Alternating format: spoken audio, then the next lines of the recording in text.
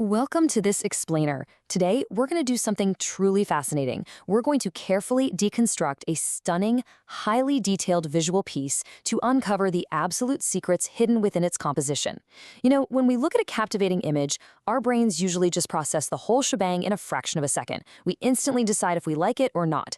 But today, we are slowing that process way down. We're going to peel back the layers of what makes a visual composition successful, examining the subject, the environment, and a completely hidden detail that's going to recontextualize everything you are about to see. Okay, let's dive right into this breathtaking image.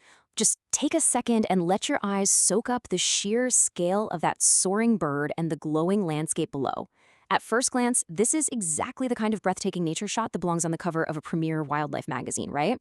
You've got this massive, powerful creature suspended seemingly effortlessly in the sky, totally dominating the foreground, while this infinite, rugged world stretches out beneath it. The immediate impact is just pure awe, freedom, and the raw beauty of the natural world. But how does the image actually achieve this effect? How does it guide our eyes and pull that emotion out of us? Part 1. Majestic Focal Point. Analyzing the subject.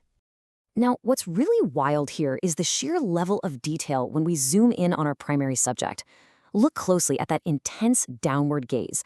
The bird isn't just flying aimlessly. It's a hunter, entirely locked onto something far below in the valley.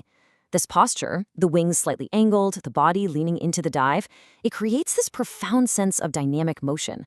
It's like a frozen millisecond of action. Even though the image is completely still, your brain is already anticipating the downward swoop that's about to follow. It's a masterful use of subject placement to create kinetic energy in a static medium. Breaking this down even further, we see these hyper-realistic textures that completely sell the authenticity of the moment. I mean, look at the intricate, speckled patterns across its back. Every individual feather seems perfectly articulated. Then you have that shark, hooked yellow beak, clearly signifying its role as an apex predator. But honestly, perhaps the most striking element is how the lighting interacts with the subject.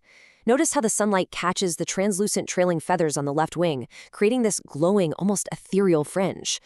That isn't just light, it's visual information telling our brains about the physical properties of the bird's wings and the raw intensity of the sun behind it.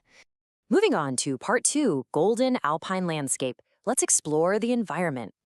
So look past the Falcon for a second to the rugged, snow-dusted mountain peaks and that pristine alpine lake reflecting the sky below. The landscape here does a tremendous amount of heavy lifting to establish the mood. The deep valleys create a massive sense of scale, making the bird seem so high up and isolated, just ruling over its domain. The jagged edges of the rock contrast beautifully with the soft, flowing nature of the clouds and water. It gives the eye a whole variety of textures to explore once it finally wanders away from the bird. And wow, we absolutely have to talk about the lighting here. The lighting is practically flawless.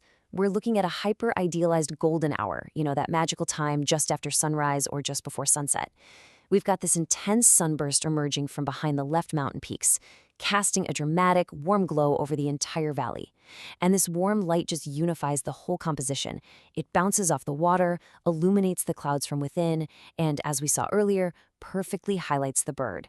It just evokes this incredible feeling of warmth, majesty, and dramatic timing. Notice how literally every element in this environment acts as a framing device.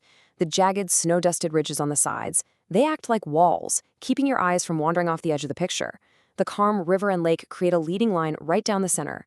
The low-hanging, fluffy clouds nestled in the valley provide a soft base that pushes the darker elements upward. Even the silhouettes of the evergreen trees lining the bottom slopes give us a sense of grounding and scale. Everything perfectly frames the shot and balances the composition, pointing your attention right back to the Falcon. Which brings us to Part 3, Digital Origin Revealed, where a hidden detail emerges. And here is the massive narrative twist of this image. If you scan up to the top left corner, mingling softly up there with the golden clouds, tucked away super subtly, is a watermark reading AI. It's so easy to miss if you're captivated by the bird and the mountains. But once you see it, you literally can't unsee it. That simple two-letter watermark is a massive disclosure. It completely shutters the illusion we've been operating under for the past few minutes.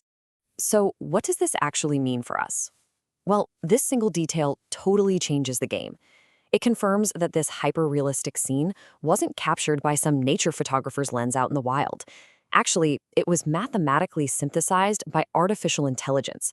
There was no actual falcon, no specific alpine valley, and absolutely no perfect golden hour sunburst captured on camera. It is entirely a compilation of data, rendered into pixels to mimic the natural world with just astonishing accuracy. Part 4. Redefining nature photography. Synthetic versus traditional. Think about the pure grit behind a traditional nature photograph. We appreciate it not just for how it looks, but for the sheer effort required to get it. You picture a photographer waiting hours in freezing mountain temperatures, probably losing feeling in their toes, just to capture a real, fleeting, imperfect moment. Now compare that against the reality of this AI generation, the ability to instantly synthesize a flawless sunset from a comfortable desk with a cup of coffee and a few keystrokes. The traditional photo is a testament to human endurance and natural serendipity. The AI image is a testament to computational power and algorithmic learning. Both yield a stunning visual for sure, but the human story behind them is entirely different. This matters deeply, guys, because it fundamentally challenges our visual trust. We are now in an era where code can perfect lighting way beyond natural probability, ensuring every single shadow and highlight is exactly where it needs to be for maximum dramatic effect. It can synthesize organic textures, like those intricate back feathers on the Falcon, so flawlessly that our human eyes literally can't tell a difference without a watermark to guide us. It blurs the line entirely between observed chaotic nature and generated organized code. The big takeaway here is that our baseline for realism is shifting dramatically. Let's take one last look at this image, taking in the majestic bird and the golden landscape. But now we're viewing it fully aware of its artificial DNA. Honestly, does it look a bit different to you now? Maybe the lighting feels just a little too perfect?